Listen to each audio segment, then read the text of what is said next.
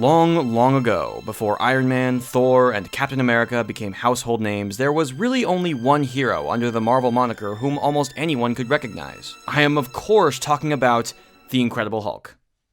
Obviously. But really, Spider-Man. Designed as a solo subversion to the teenage sidekick superhero trope, Spidey clicked with audiences back in the 60s and has since gone far beyond his stomping grounds to cross into video games, television, and my home turf, the movies. At the time of this video's posting, the world is about to witness a new age of Spider-Man on the silver screen. And I think now is as good a time as any to look back at the first actor to take up the mantle of the wallcrawler, Tobey Maguire. Well, okay, maybe not the first, but you know what I mean. Over the years, the original Spider-Man film series has been scrutinized and reassessed almost endlessly. From what I've observed, a lot of this retroactive criticism has to do with Maguire's performance, which some see as weak and obnoxious, unbefitting of the costumed crime fighter he embodies. I disagree.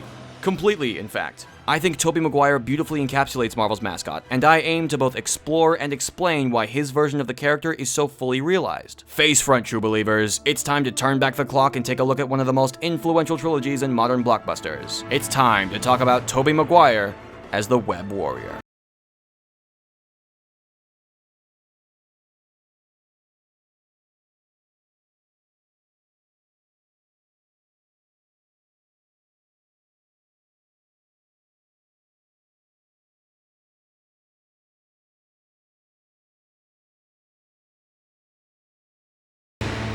Who is he? You sure you want to know?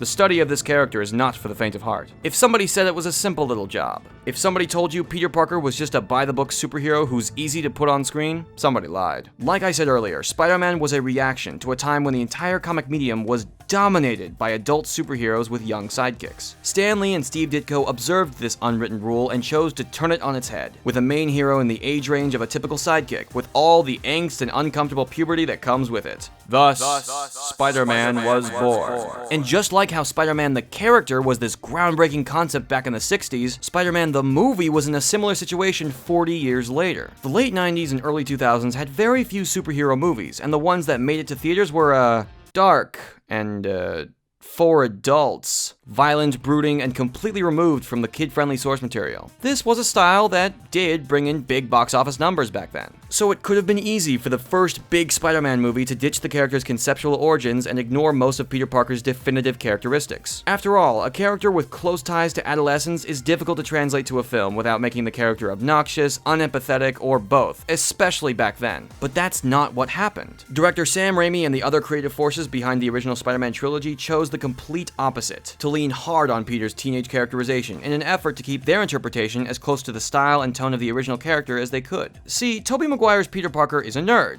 and I mean like an actual nerd. He's socially inept, thin-skinned, and he always has his guard down. Peter isn't a hero, he's the kind of guy who needs a hero. And if that's not the most accurate description of adolescence ever, I don't know what is. I bring this up because the most talked about criticism hovering over these movies is Tobey Maguire's Peter Parker having this supposed aura of weakness hanging over him. He's a sad sack, a sap, a space cadet. How can you find joy in a film series with this wimp of a main character? Now hold on, that's not who I see during the scene when Peter fights Green Goblin in Times Square, or when he beats up those thugs in the rain and then makes out with Mary Jane upside down like a freaking champion. Oh, no, wait, no, I get it. That's because those scenes feature Tobey Maguire's Spider-Man, the complete opposite of Peter Parker. For the most part. Charismatic, high-flying, someone you would never expect to be a reclusive nerd in a mask. And I think that's one of the main ideas on display. Just as Spider-Man is an escapist fantasy for audiences, in many ways, so too is it escapism for Peter Parker himself. Like I said, Peter isn't a hero, he's the kind of guy who needs a hero, the kind of guy who needs Spider-Man. And the triumph on Maguire's end is how Peter Parker and Spider-Man act differently, but not enough to where they're two different people.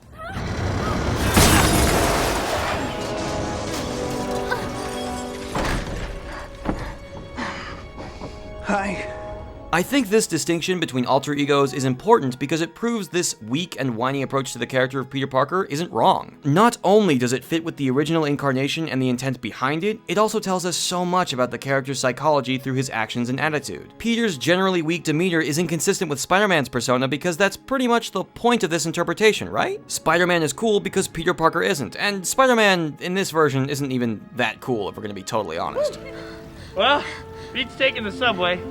It all amounts to a very sincere portrayal, and that makes all the difference in the world with characters like Parker. This approach succeeds because this version of Peter is designed around a really strong goal. Tobey Maguire's Spider-Man is the complete superhero experience. Let me explain. One of the original trilogy's overarching themes is the refusal to treat superheroism like a natural part of life. Superhero? Is that even a word? Superheroism? Whatever. This isn't about the innate awesomeness in swinging around New York or the triumph in saving your high school crush from certain death. This 3-movie saga is one of self-sacrifice, and like it or not, that's pretty much the most important part of the Spider-Man character. And when you've got someone like Peter Parker with the weight of the wallcrawler on his weak-willed shoulders, it's only a matter of time before everything collapses over him. And that kind of internal conflict makes the difference between a good character and a great one. All parts of Peter Parker's emotional journey are cranked up to 11. We see the highs and the lows. And the lows are hard to watch, sometimes for the wrong reasons. And the movies absolutely support this thematic rhythm through their tone and pacing. Like, have you seen Spider-Man 2 recently? It's really good, but it's also very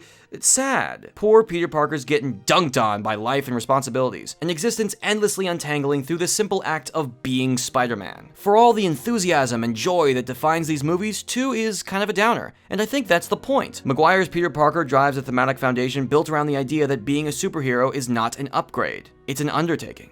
And credit where it's due, Maguire manifests this emotional instability with excellent precision. That's why this version of the character calls for so much empathy. It's why his fumbling pursuit of Mary Jane is so sympathetic, but also why his dim-witted schemes of getting the girl are so aggravating. This is not a realistic performance, but it's a character grounded in realistic shortcomings. This is a rounded, balanced, deeply flawed Peter Parker, with his central humanity as the crux of the entire story and Maguire's performance as the core of the trilogy's tone and attitude. These movies believe in Tobey Maguire, and vice versa. It's an incredible partnership. Any more bright ideas? I got a few. Yeah! Maguire is also a near-perfect match for this kind of emotionally unrestrained character. His face, it's so expressive, but not to the point where it comes off cartoonish. Like mine. He knows how to hold a beat and when to push through one. He knows when to open the tear ducts and when to hold back. Look, there's a reason you still see his face hovering around the internet. He knows how to facially communicate really well. But his performance is also grounded in that same consistently weak demeanor, so it's not like his personality changes whenever the films decide to crack a joke. He displays this vulnerability that clicks with the general sincerity the series radiates. And when the series decided to explore what happens when you take out that sincerity, it didn't go so well. Symbiotic nonsense aside, Tobey Maguire used his unique abilities as an actor to communicate a sympathetic and emotionally complicated character, and he's a big reason why these movies are such a knockout. Some performers are great character actors. Tobey Maguire is a great comic book actor. Hey, where are all my comic books? Oh, those dreadful things. I gave those away. Let's be real, the constant conversations and reevaluations surrounding the original Spider-Man series may never truly end. As the superhero film sub-industry continues to thrive, I get the sense this trilogy will only continue to stick out like a sore thumb. And that's largely because its makers wanted to convey a style that was only ever seen in the original comics from the 60s. And you know what? Good on them. Personally, I think these movies rock, bursting with imagination and enthusiasm, all anchored by a star who tapped into his own uniqueness as a performer to deliver a fascinating, complex depiction of a beloved character. Tobey got Spider-Man, and as we move into this third era of old Webhead on the silver screen, I can only wonder what this new blood will bring to the table. If you ask me, it's gonna be pretty hard to top Tobey. And if you want to continue this look into actors playing beloved childhood characters, I've got a video all about Jim Carrey as Count Olaf, you know, the villain from A Series of Unfortunate Events, and you can watch that video right here. You made it to the end of this video, so I'm pretty sure you're gonna like that one too. I'll see you there. Oh, and I know there's a certain other actor who's played Spider-Man, but let's save that for another time.